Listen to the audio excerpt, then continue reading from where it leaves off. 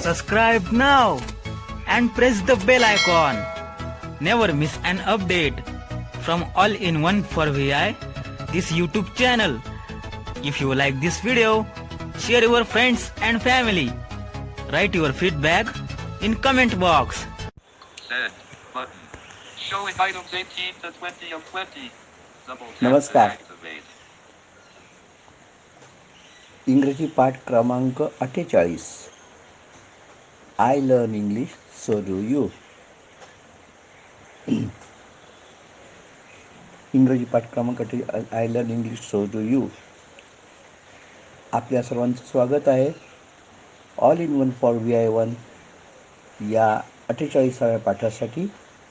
आज रविवार 18 सप्टेंबर 2022. तर आपण पाठाच्या पुढील भागाकडे वळूया. Today English lesson number 48. I learn English so do you. Mahadev Guru welcome you all in one for VI1 for 48th English lesson, and now we will turn to further. तर मित्र, जसं सांगितलं, आपला कंटिन्युअस पास्ट टेन्सची वाक्य करण्याकडे प्रयत्न सुरू आहे. ती सकाळी सकाळी काय करत होती. ती सकाळी सकाळी काय करत होती. आता आपण एक नाव घेऊ. मोहिनी सकाळी काय करत होती. What was she doing early in the morning, म्हणजे ती सकाळी काय करत होती. त्याचप्रमाणे what was Mohini doing early in the morning. आधी ती, नंतर आपण नाव घेतलं. What was Mohini doing early in the morning. Similarly आणखीन ही तुम्ही नाव वेगळं करून घेऊ शकता. याचं उत्तर पाहूया. She was studying early in the morning, अथवा Mohini was studying early in the morning. प्रश्नात आपण डुईंग म्हटलेला आहे. डू म्हणजे करणे, आणि ते स्टडीइंग डू वगळून केलेलं आहे, कारण स्टडी देखील क्रियापद आहे. डू करणे जसं क्रियापद आहे, तसं स्टडी STUDY स्टडी म्हणजे अभ्यास करणे हे देखील क्रियापद आहे. So Mohini was studying early in the morning. Mohan was studying early in the morning. त्याच वेळी मीना काय करत होती. What was Meena doing at that time. त्याचवेळी मीना काय करत होती, अथवा मोहन काय करत होता. व्हॉट वॉज मीना और Mohan was doing at that time. Meena त्याच वेळेस आपले दात घासत होती. मीना त्याच वेळेस आपले दात घासत होती, म्हणजेच ब्रश करत होती. Meena was brushing her teeth that time. Meena was brushing her teeth that time, म्हणजे तिचे दात घासत होती.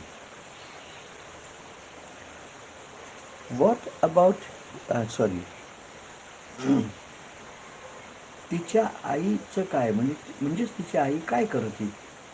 व्हॉट अबाउट हर मदर और what was her mother doing. त्याच वेळेस व्हॉट अबाउट हर मदर म्हणजे आईचं काय, म्हणजे त्याचा अर्थ what was her mother doing, म्हणजे तिची आई काय करत होती. हर मदर तिची आई नाश्ता तयार करत होती, अल्पोपहार. Her mother was preparing breakfast for them. त्यांच्यासाठी. देम म्हणजे आता दोघं, Meena Mohan, THEM them. Otherwise for her म्हणता आलं असतं. Her mother was preparing breakfast for her, अथवा her mother was preparing breakfast for them, or her mother was preparing breakfast for family. हं? तिचा भाऊ काय करत होता? What was her brother doing? तिचा भाऊ काय करत होता? हर ब्रदर वॉज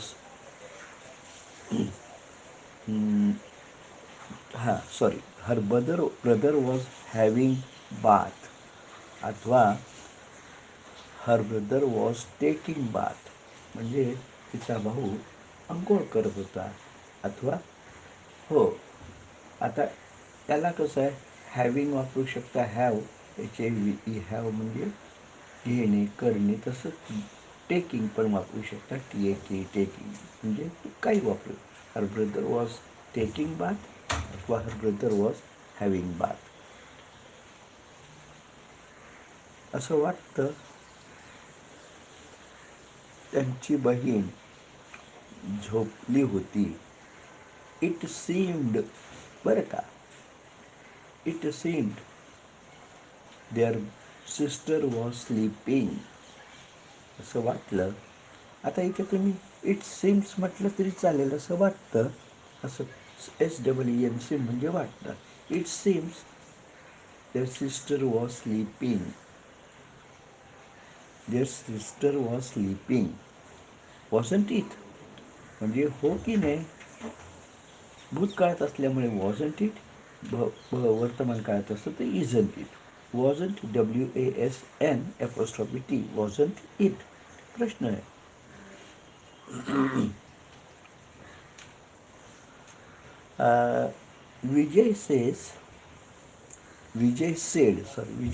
विजय म्हणाला, my one sister was washing the clothes.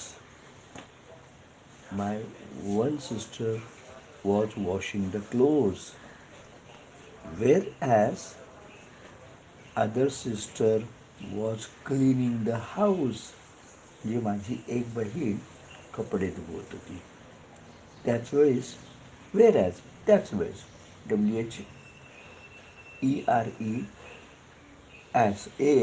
whereas other sister was cleaning, CLEAN, clean म्हणजे स्वच्छ करणे, साफसफाई करणे, क्लिनिंग द हाऊस.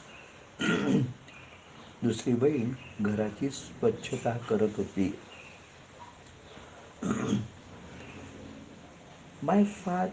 माझे वडील बागेत माळीकाम करत होते किंवा बागेचं माळीकाम करत होते. My father was gardening of our garden. आमच्या बागेचं बागकाम करतोय, बागकाम. गार्डन म्हणजे बाग, GARDEN. गार्डनिंग म्हणजे गार्डन जसं बाग तसंच माळीकाम करणं असंही होतं, GARDEN. तर my father was gardening of our garden. माझे वडील आमच्या बागेचं बागकाम करत होते. Who else were helping you in the work, म्हणजे आणखीन तुझ्या कामात कोण मदत करत होता, किंवा who else was helping her in the work, म्हणजे तिच्या कामात कोण मदत करत होतं. अथवा वडिलांचं गृहीत धरलं तर who else was helping him in his work, म्हणजे वडिलांच्या, हिम म्हणून हिम वापरायचा. आईच्या हर, बहिणीच्या हर, भावाच्या हिज. नाही सॉरी, हिम येणार, भावाच्या वडिलांच्या हिम येणार, कारण हिज म्हणजे त्याचं आणि त्याला त्याच्या असं.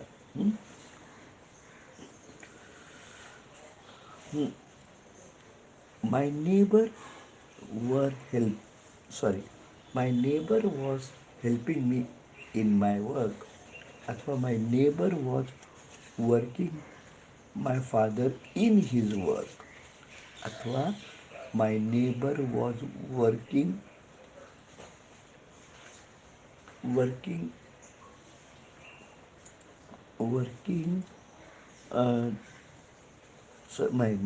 My neighbour was helping in my mother's work, किंवा इन हर वर्क, म्हणजे माझ्या वडिलांच्या कामात मदत करत होता, शेजारी किंवा आईच्या कामात मदत करत होता किंवा बहिणीच्या वगैरे वगैरे.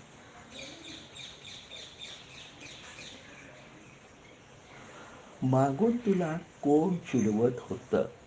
मागून म्हणजे तुमच्या पाठीमागून. हां, पाठीमागून कोण चिडवत होतं? हे वाक्य कसं करणं सोपं आहे. हू was teasing you from behind?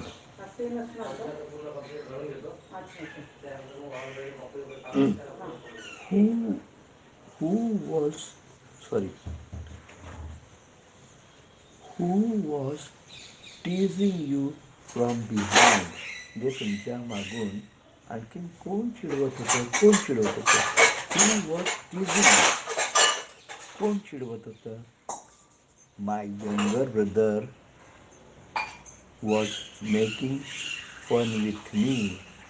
माझा लहान भाऊ, my younger brother was making fun with me अथवा फन ऑफ मी म्हणजे माझी गंमत करत होता. हां, माझ्याशी गंमत करत होता अथवा माझी मौज करत होता, मजा करत होता. Fun of me and fun with me अशा पद्धतीने हे होईल. My friends were playing mischief with me म्हणजे माझे मित्र. मिस्चिफ म्हणजे टू प्ले मिस्चिफ, मस्ती करणे, मस्करी करणे. My friends were playing mischief with me म्हणजे माझे मित्रमैत्रिणी माझ्याशी मस्ती करत होत्या. What else was going there? आणखी तिथे काय झालं होतं? What else was going there? तिथे आणखीन काय सुरू होतं? My neighbours children were making fun of me. माझ्या शेजारची मुलं, माय नेबर्स माझ्या शेजारची मुलं माझी मजा उडवत होते, गंमत करत होते. What were you discussing with your father? तुम्ही तुमच्या वडिलांबरोबर काय चर्चा करत होते? तुम्ही तुमच्या वडिलांबरोबर काय चर्चा करत होते? So friends, I think better this is much for today. So I will see you on next Sunday with some more new sentences. Till then, study the sentences which I gave you. तर मित्र, आता आपण इथेच थांबूया. पुढील रविवारी आपण आणखीन काही वाक्य करू. तोपर्यंत दिलेल्या वाक्यांचा अभ्यास करा. Till then bye bye. तोपर्यंत राम राम. नमस्कार.